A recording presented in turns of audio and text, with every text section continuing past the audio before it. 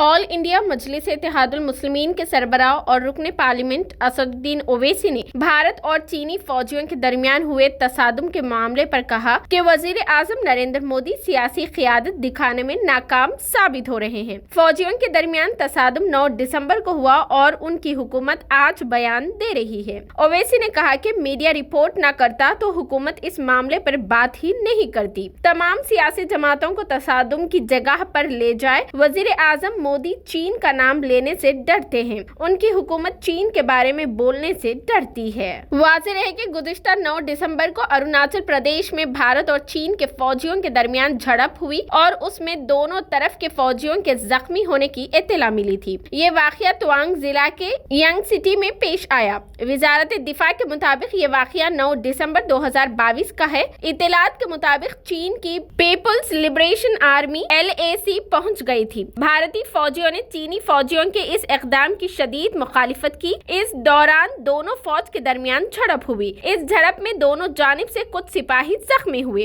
इस मामले पर वजीर दिफा राजनाथ सिंह ने 9 दिसंबर को अरुणाचल प्रदेश में तवांग झड़प पर लोकसभा में बयान दिया। उन्होंने कहा कि भारतीय फौजियों ने बहादुरी का मुजाहरा करते हुए दुश्मनों को वापस जाने पर मजबूर कर दिया। इस वाक़ये में हमारे नौजवानों को कोई नुकसान नहीं पहुंचा। राजनाथ सिंह ने कहा कि चीनी फौज के साथ तसादुम में भारतीय फौज का कोई भी जवान जख्मी या शहीद नहीं हुआ। इलाके के लोकल कमांडर ने 11 दिसंबर को फ्लैग मीटिंग की और चीनी फौज को खबरदार किया। राजनाथ सिंह ने कहा कि इस तसादुम में दोनों तरफ के चंद फौजी जख्मी हुए। मैं इस ऐवान को बताना चाहता हूं कि हमारा कोई फौजी हालाक या कोई शदीद जख्मी नहीं हुआ। भारतीय फौजी कमांडर्स की बरवक्त मदाखिलत की वजह से PLA के सिपाही अपने अपने ठिकानों पर पीछे हट गए। उन्होंने कहा कि इस वाक़ये के बाद 11 दिसंबर को इलाके के मुकामी कमांडर ने अपने चीनी हम मनसब के साथ कायम निजाम के तहत फ्लैग मीटिंग की और इस वाक़ये पर तबादिले ख्याल किया। चीनी फरीक को ऐसी तमाम कार्रवाइयों से मना किया गया और कहा गया कि वो सरहद पर अमन बरकरार रखे। वजीर दिफा ने कहा कि 9 दिसंबर को चीन के PLA के फौजियों ने यांग सिटी तवांग सीकर में LAC पर घेरा तंग किया और सूरत हाल को तब्दील करने की कोशिश की। इससे हमारे फौजियों ने परगज़म अंदाज में निपटा। हमारे फौजियों ने बहादुरी से PLA को हमारे इलाके पर तजावुजात करने से रोका और उन्हें वापस अपने पोस्ट पर जाने पर मजबूर किया। बड़े अफसोस के साथ और हमारी बदकिस्मती है कि वो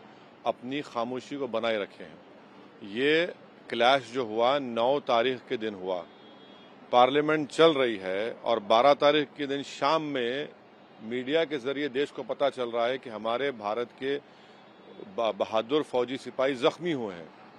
जब पार्लियामेंट चल रहा है तो सरकार पूरे देश को क्यों नहीं बता रही है, क्यों उनको डाक में रख रही है, और ये कैसे क्लैश हुआ है, कितने राउंड फायरिंग हुई, कितने हमारे सिपाही जख्मी हैं और कैसे चीन हमारी ज़मीन पर घुसकर हमारे सिपाहियों पर हमला करता है। और पार्लियामेंट को बताना चाहिए था। इस वक्त में मुझे पूरा भरोसा है भारत की आर्मी पर, मगर एक वीक पॉलिटिकल लीडरशिप है भारत के प्रधानमंत्री मोदी जी की, जो चीन का नाम लेने से कतराते हैं। और देश ये जानता है कि जब गलवान हुआ था उस वक्त ऑल पार्टी मीटिंग में प्रधानमंत्री ने कहा था कि ना घुसा है ना कोई घुसेगा। तो क्या कल वही ये बात कहेंगे आप? इसका मुंह तोड़ जवाब क्यों नहीं देते? और अब चाइना से हमारा जो ट्रेड इम्बैलेंस है चीन के फेवर में है, चाइना के फेवर में, उसके बावजूद भी हमारे सिपाही जख्मी हो रहे हैं।